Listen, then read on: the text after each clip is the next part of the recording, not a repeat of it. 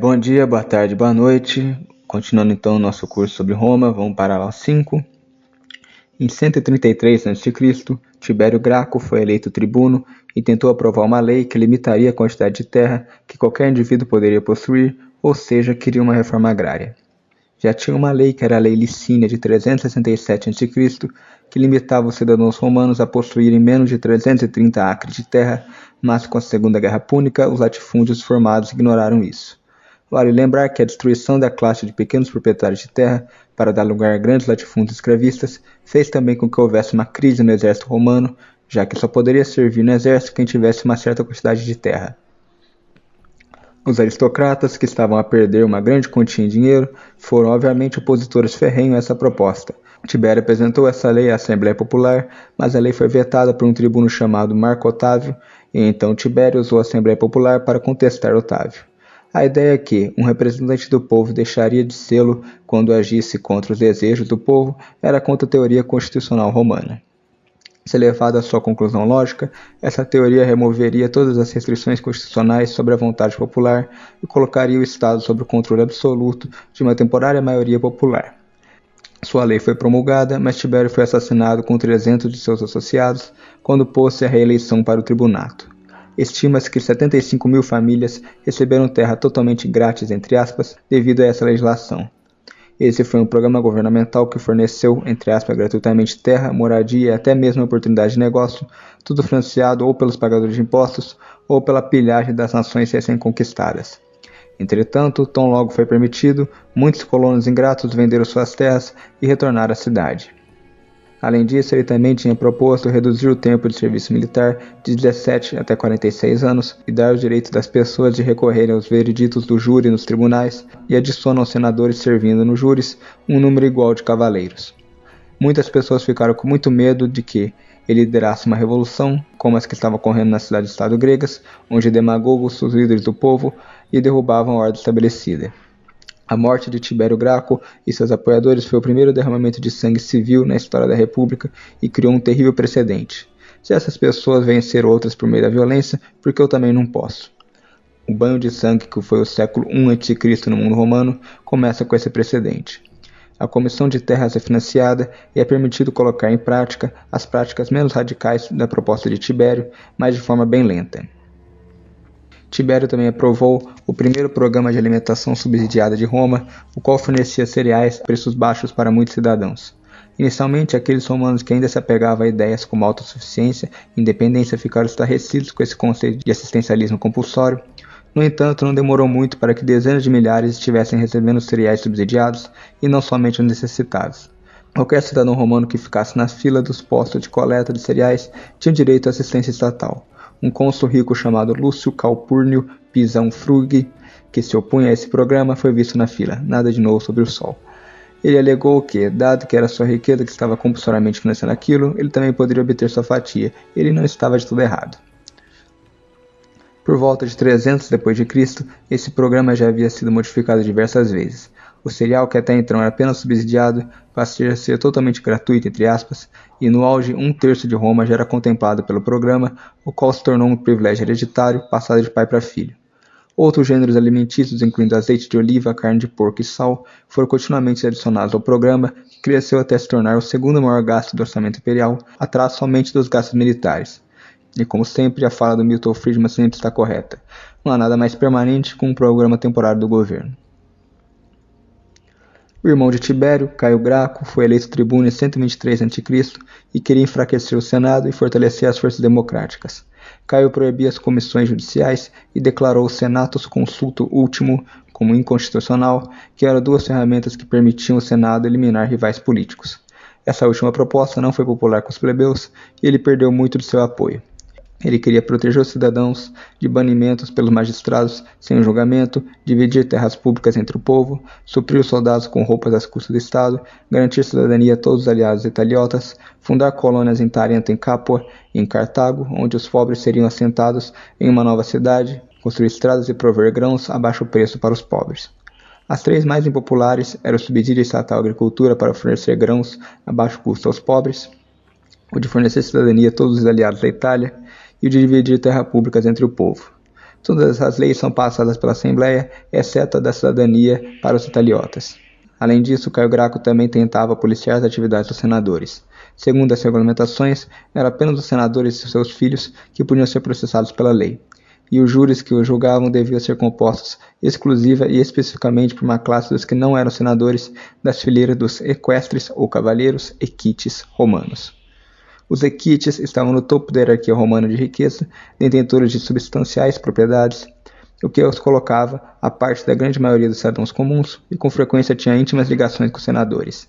Eram muito milhares por volta do final do século II a.C., em comparação com poucas centenas de senadores. Para ficar mais claro, os equites eram os empresários corporativistas da época que faziam aliança com o Estado romano para esmagar a concorrência e lhe garantir um imenso poder.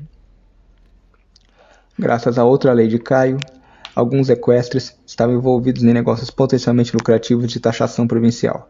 Foi Caio quem primeiro dispôs que a coleta de impostos na nova província da Ásia deveria, como muitas outras responsabilidades do Estado, ser contratada com empresas privadas, frequentemente de propriedade dos equestres.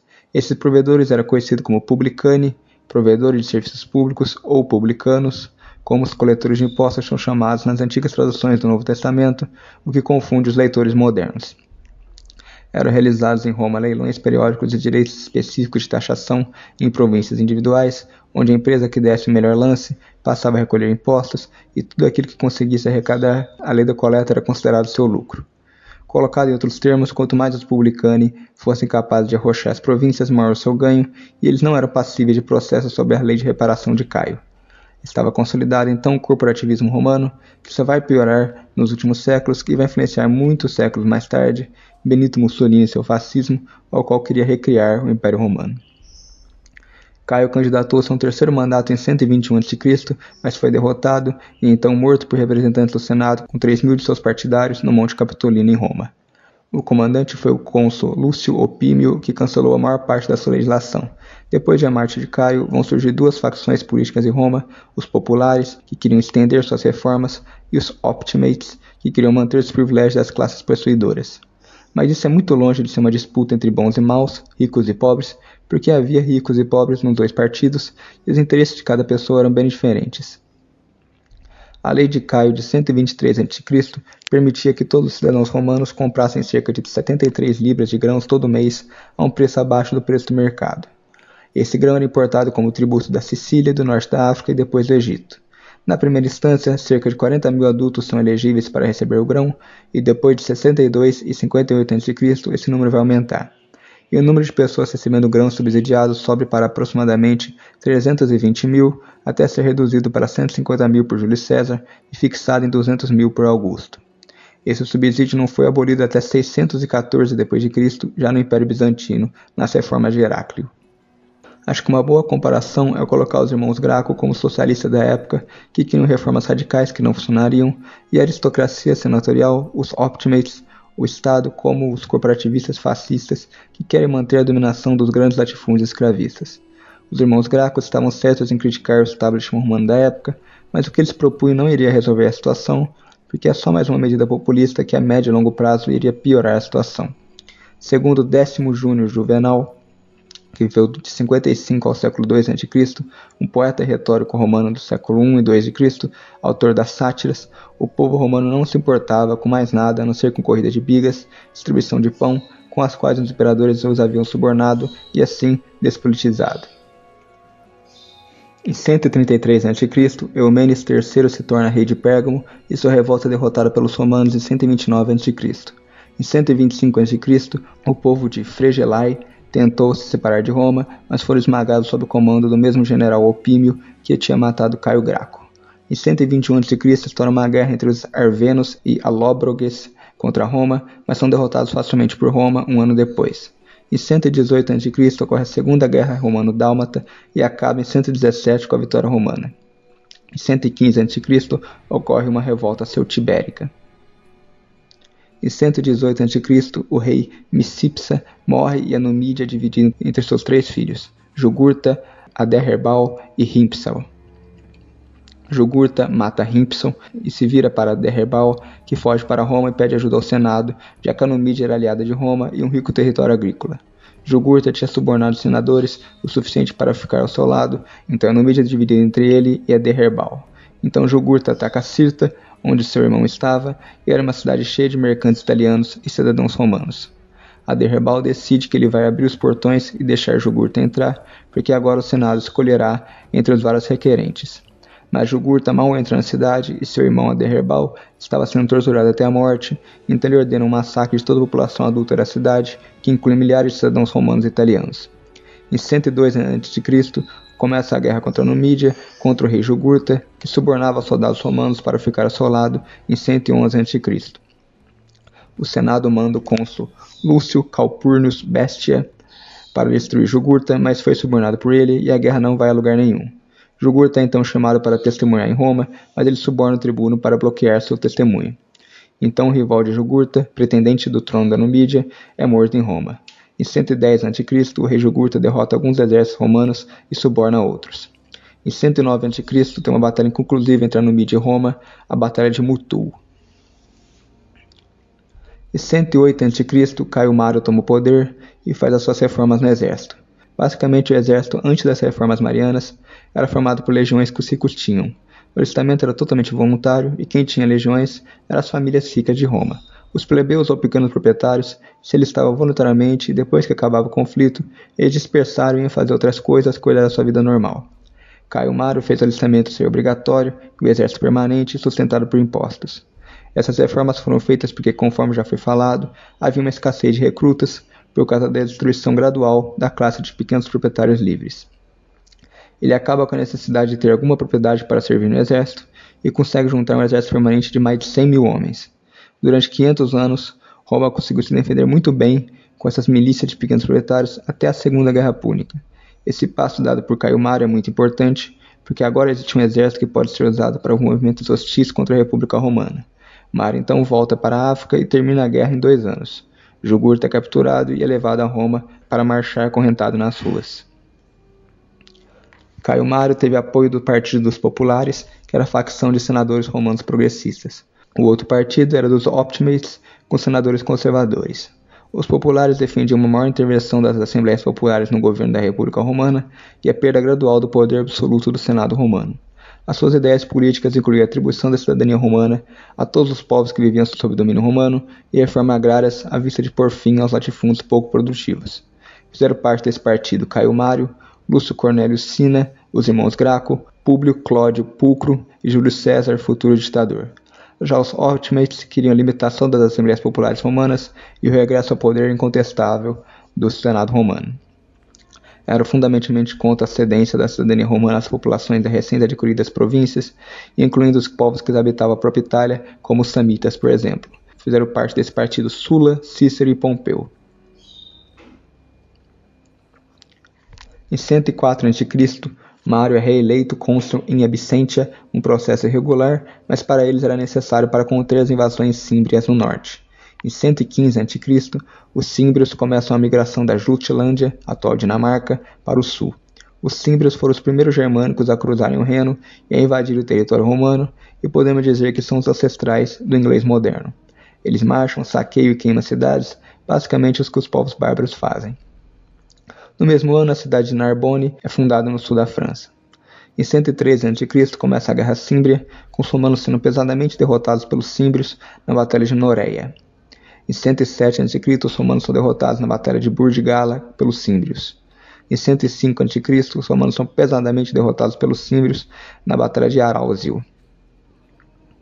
Em 104 a.C., os símbrios tomam parte do território romano no norte da Espanha e Portugal. Em 102 a.C., os símbrios dividem suas tropas em 2, e uma parte ataca a Gália e perde para os romanos na Batalha de Águas Cestes. Em 101 a.C., a outra parte das tropas dos símbrios ataca o norte da Itália e são derrotados de uma vez por todas na Batalha de Vercellas. Em 106 a.C., Lúcio Cornélio Sulla toma o comando. Em 104 a.C., estoura a Segunda Guerra Servil, outra rebelião de escravos na Sicília, e dura até 100 a.C., quando é reprimida. Em 96 a.C., o rei de Cirene, atual norte da Líbia e Egito, cede seu reino a Sulla. Em 91 a.C., Caio Mário retorna para a eminência política, depois de sair em 99 a.C. Sulla e Mário vão ser os líderes dos dois partidos rivais em Roma, sendo Sulla o líder dos Optimates e Mário o líder dos Populares. Em 91 a.C., Marci, Picentes, Samitas, Hirpinos e os Sabinos declaram sua independência da República Romana, formando a Itália. Isso marcou o início da Guerra Social, que seria violentíssima. Em 89 a.C., Roma derrota a Itália na Batalha de Ascalon, mas com pesadas perdas e considerável pânico gerado na população. Roma decidiu fornecer cidadania plena àqueles italianos que não haviam pegado em armas contra Roma ou que estavam dispostos a combater os separatistas da Itália. Isso foi importante porque a maior parte da população da Península Itálica agora tinha cidadania plena e a Itália era agora o mais próximo do que conhecemos como um Estado-nação. E o princípio de que os romanos poderiam ter dupla cidadania e duas identidades cívicas, a de Roma e de sua cidade natal, virou norma. O norte da Itália era habitado pelos gauleses, que receberam a cidadania romana em 42 a.C., após se aplicar um decreto de Júlio César após a sua morte. Em 89 a.C., estoura a Guerra Mitridática entre Roma e o Reino do Ponto, região do leste da Turquia, Geórgia e Crimeia, onde o rei Mitridates chegou a oferecer a libertação de qualquer escravo romano que assassinasse o senhor. A ambição de Mitridates era tornar o Reino do Ponto a maior potência da Ásia Ocidental e dominar o Mar Egeu e o Mediterrâneo Oriental. Suas motivações são potencializadas pelo fato de que os romanos estavam sendo cada vez mais predatórios na Turquia e na Grécia. Em 88 a.C., Mitridates faz um massacre dos romanos e italianos na Turquia, onde 80 mil morreram, com alguns dos homens morrendo tendo ouro derretido derramado goela abaixo, no melhor estilo Khal Drogo matando Viserys no Game of Thrones. A ideia de Mitridates era vincular todo o mundo grego a um crime comum contra os romanos, um crime que não pode ser varrido para debaixo do tapete, e que forçará os gregos a lutarem por sua independência ou a serem punidos pesadamente pelos romanos. E com isso, várias cidades-estado gregas declararam apoio a Mitridates, como Atenas, Tebas e Corinto.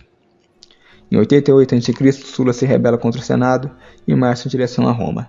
É a primeira vez que um general romano volta seu exército contra Roma, contra a República. Em 87 a.C., Sulla conquista Roma e toma comando da campanha do leste e Caio Mário foge para a África, na região da antiga Cartago.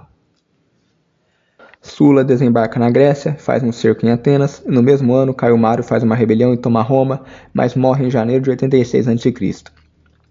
Em 86 a.C., Sulla derrota o Reino do Ponto na Batalha de Queroneia e saqueia Atenas, e todas as outras cidades gregas mudam para o lado de Sulla, que perdoa sua revolta e elas não são atacadas. No ano seguinte, derrota o Reino do Ponto novamente na Batalha de Orcômeno.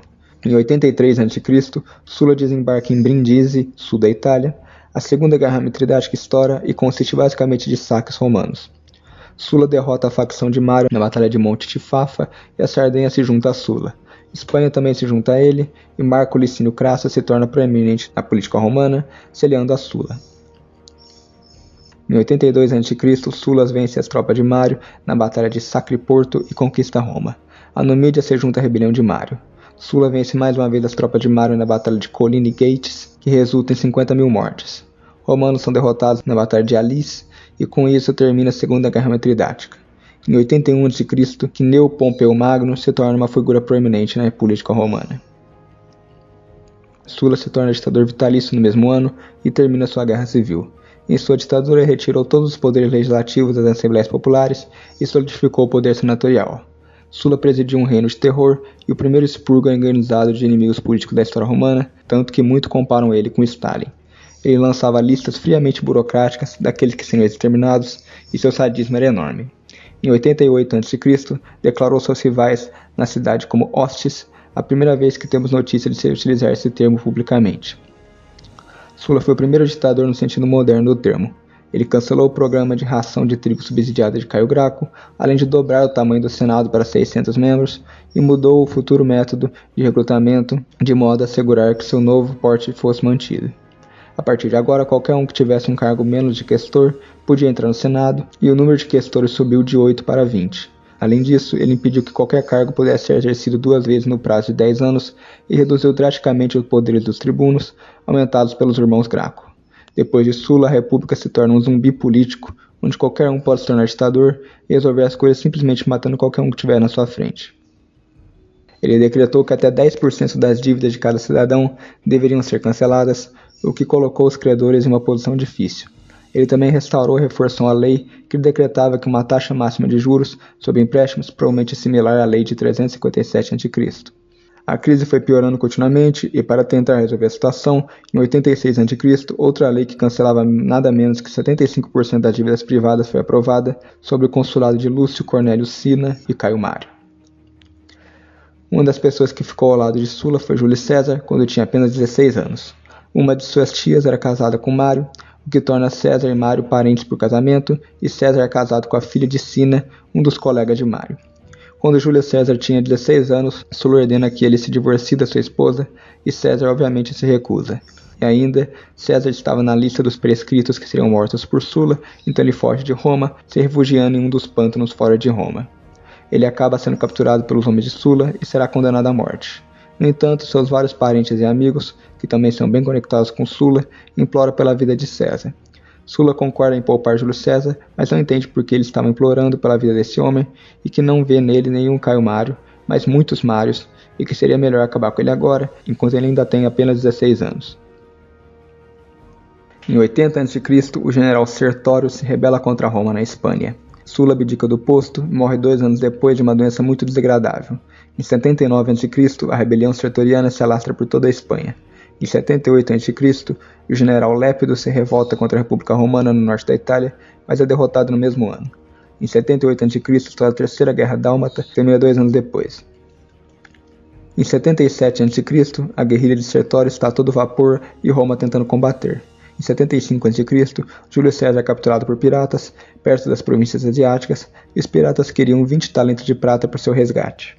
César cai na risada e diz que ele valia pelo menos 50 talentos, e enquanto seus amigos estavam levantando dinheiro em Roma, César passou 38 dias com os piratas e é liberado quando seus amigos pagam.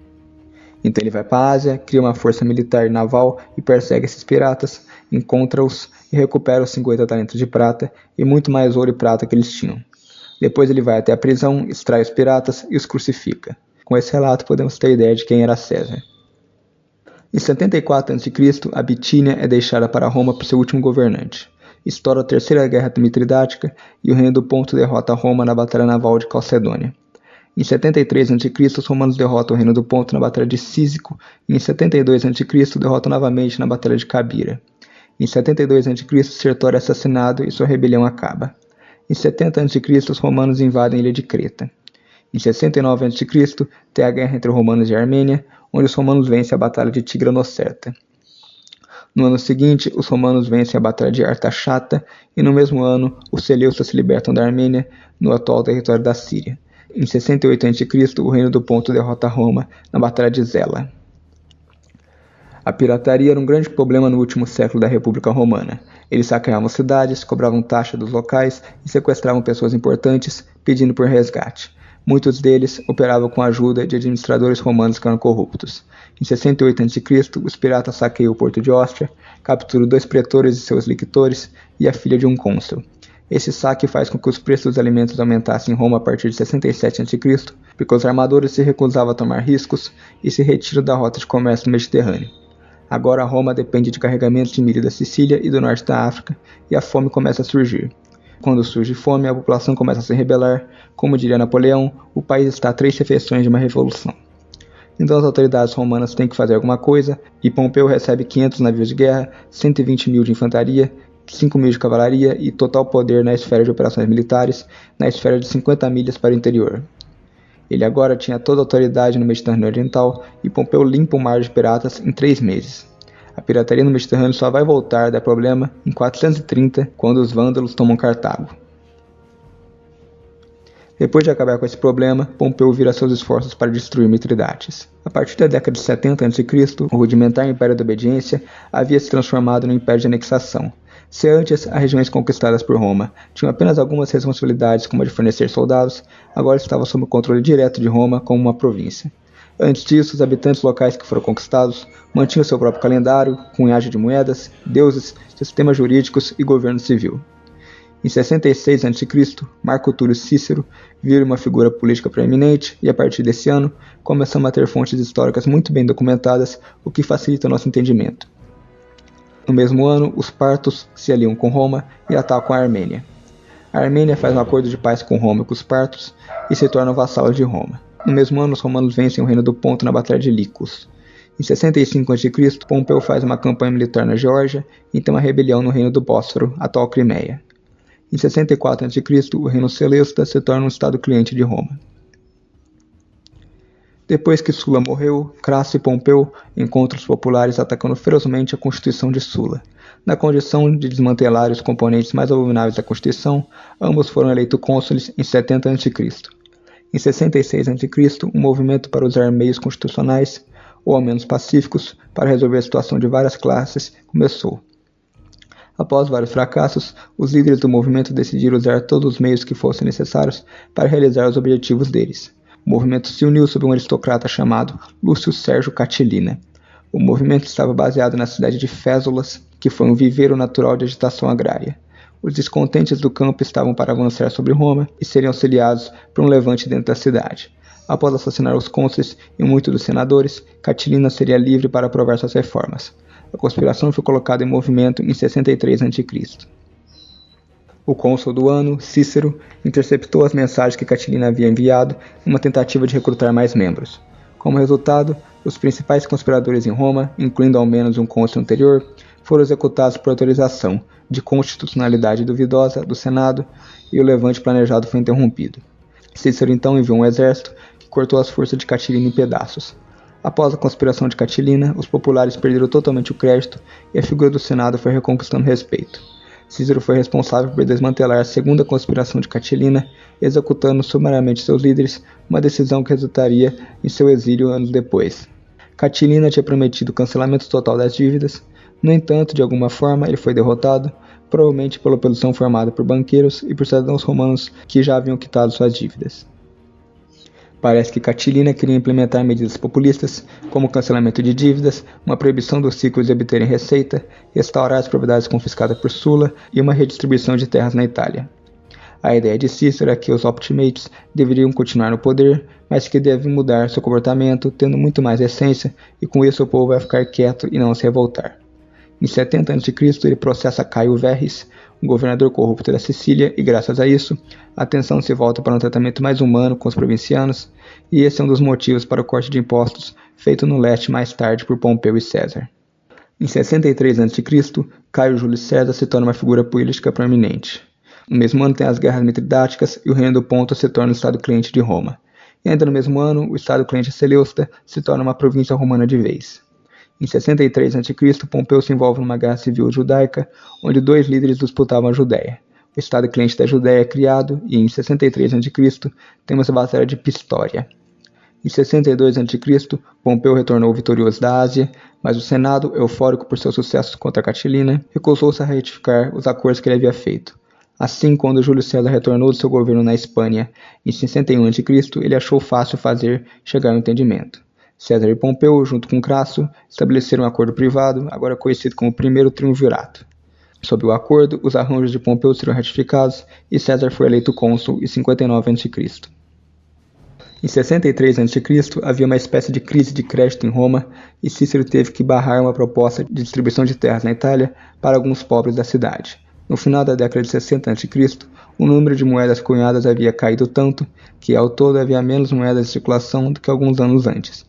Provavelmente, essa política de austeridade monetária foi adotada para conter a crise que tinha começado com as políticas populistas dos irmãos Graco.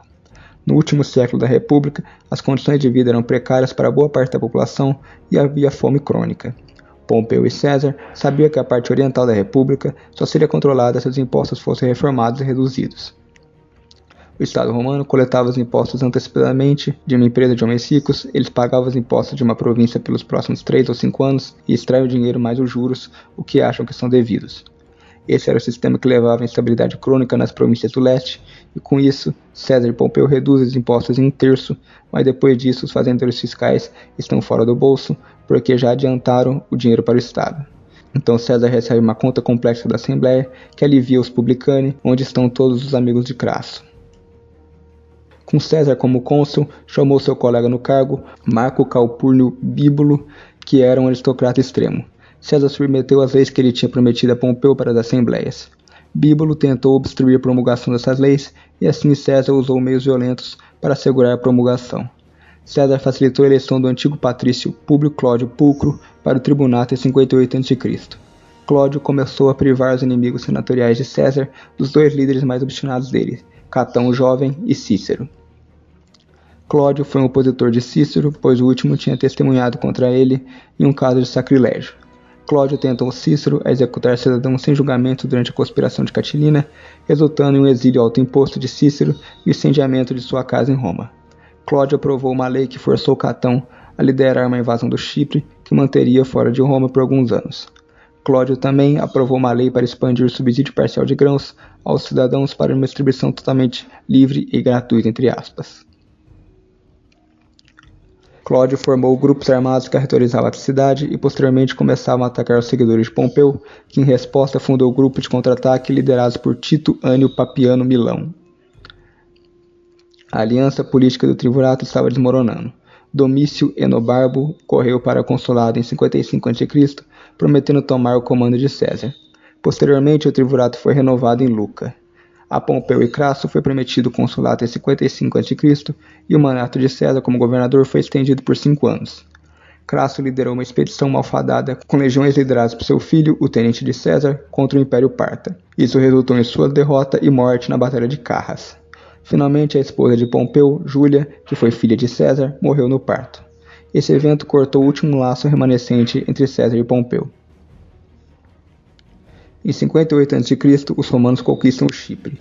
No mesmo ano, temos a migração dos helvéticos para dentro de Roma e Júlio César começa suas conquistas na Gália. Os helvéticos eram uma das tribos gálicas que viviam onde hoje é a Suíça e achavam que seu território era insuficiente para sua população. Então eles queriam ir para a área da Gália Céltica e a melhor maneira de fazer isso era passar pela província romana de Provença por razões geográficas. Eles mandam uma mensagem pedindo permissão a César para cruzar seus territórios, e César nega, e os helvéticos passam mesmo assim, e César declara guerra. Os helvéticos são derrotados por César na Batalha de Bibracte, e os suevos também na Batalha de Vosges. O que realmente começou como uma guerra de defesa, passou a ser uma conquista de toda a Gália, que compreende o território da atual França, Bélgica e um pedaço da Holanda. Pelo mapa abaixo podemos ver onde ocorreram as principais guerras na Gália, onde na primeira fase César toma a área verde, na segunda conquista a área azul, e uma terceira guerra onde ele esmaga uma rebelião em toda a Gália. Os Éduos se tornam protetorado, a Sequânia se submete a Roma e os Lingones, Leuci, Pictões se tornam protetorados. Em 57 a.C., César derrota os belgas na Batalha de Sabes e dá fim à Confederação Belga. Nervios e Burões são subjugados por César. Em 56 a.C., temos guerra de invasão com os Vênetos, Veneli, Carnutes, Turones e Andes. Aquitanos, Santões são conquistados, Nantuates, Veragri, Seduani são derrotados, Morinos, Menope são subjugados. Em 55 a.C. começa a invasão da Gália e César faz sua primeira campanha na Britânia. No ano seguinte faz a segunda. Em 54 a.C., Nervios, Eburões e Menope se rebelam contra César. Em 53 a.C., Crasso é morto na Batalha de Carras e sua cabeça é enviada como um troféu. A Armênia troca de lado, Treveri são subjugados. Em 52 a.C. temos uma grande rebelião na Gália, onde César é derrotado na Batalha de Gergóvia e os gauleses na Batalha de Alésia. Éduos e helvéticos se rendem, em 51 a.C. os Pictões também. E tem o cerco de Uxelódono no mesmo ano, onde a Gália é finalmente conquistada. No próprio livro de César, ele fala que matou 1 milhão de gauleses, mas esse número é provavelmente exagerado, e ele deve ter matado cerca de 100 mil, porque a população da Gália não era tão grande assim. Ainda assim, é considerado um genocídio, e César cometeu atrocidades e massacres, incluindo de mulheres e crianças, saques em massa de propriedades, etc. A Gália só seria transformada numa província quando Augusto proclama o Império em 27 a.C. e só foi totalmente pacificada mais ou menos no ano 80. Os gauleses não eram bárbaros que tinham seus corpos pintados, correndo e grunhindo. Muitos deles viviam em cidade, eles tinham dinheiro, instituições republicanas, também usavam letras gregas para escrever sua língua, ou seja, não eram selvagens. O que a gente chama de povos bárbaros é porque os gregos chamavam qualquer um que não falasse grego de bárbaro, e os romanos pegavam esse conceito quando conquistaram os gregos. Então bárbaro era qualquer povo que não tinha cultura latina, então até o Império Parto era considerado bárbaro, mas não era necessariamente selvagem. É óbvio que muitas das tribos bárbaras que conhecemos como os visigodos, francos, ostrogodos, saxões, jutos, vândalos, etc., tinham um nível civilizacional inferior aos romanos, às vezes muito inferior, mas muitos deles não eram selvagens no estricto senso do termo. César também queria conquistar a ilha do Reino Unido, que viria a se tornar a província romana da Britânia 100 anos depois, no reinado do imperador Cláudio. A razão dele querer conquistar a Britânia era porque ele acreditava que tinha pérolas muito preciosas na ilha, além de ouro e prata. Mas a principal razão mesmo é que, como ele derrotou os gauleses, eles poderiam fugir para a Britânia e formar suas instituições em Kent e Sussex, porque os povos celtas da ilha falavam uma língua celta semelhante ou até idêntica. E esses gauleses que estivessem em Kent e Sussex poderiam dar apoio a insurgentes gauleses na recém-conquistada Gália Romana. César queria invadir a Britânia para parar as incursões através do atual Canal da Mancha. Ele chega em Dover e encontra vários bretões e decide que não é um bom lugar para desembarcar, então eles vão mais ao norte e desembarcam em Deal. Eles encontram o exército dos bretões e então César não chega muito perto da costa e os romanos vão até a praia com água batendo no pescoço. Eles derrotam os bretões, mas César decide voltar porque o mar naquela região era muito agitado em setembro. No entanto, ele volta no ano seguinte, em 54 a.C., e estabelece o que parece ser o mesmo tipo de controlador da Britânia como estabelecido na Gália. Chegam a tomar a atual Londres, mas depois há um levante repentino e ele teve que se retirar e fazer vários tratados com os reis e chefes dos bretões. Em 52 a.C., Cláudio foi assassinado em batalha por Tito Milão. Em 1 de janeiro de 49 a.C., um agente de César apresentou um ultimato ao Senado. O ultimato foi rejeitado e o Senado então passou uma resolução que declarou que se César não entregasse seus exércitos até julho daquele ano, seria considerado inimigo da República. O Senado adota Pompeu como campeão contra César e aprovou um Senatus Consultum Ultimum que investiu Pompeu com poderes ditatoriais.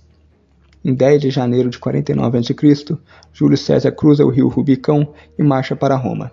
Passar pelo Rubicão era um caminho sem volta, e como César sabia disso, ele fala sua famosa frase: "Os dados estão lançados." O rápido avanço de César fez Pompeu fugir para a Grécia, e César entrou em Roma sem nenhuma resistência.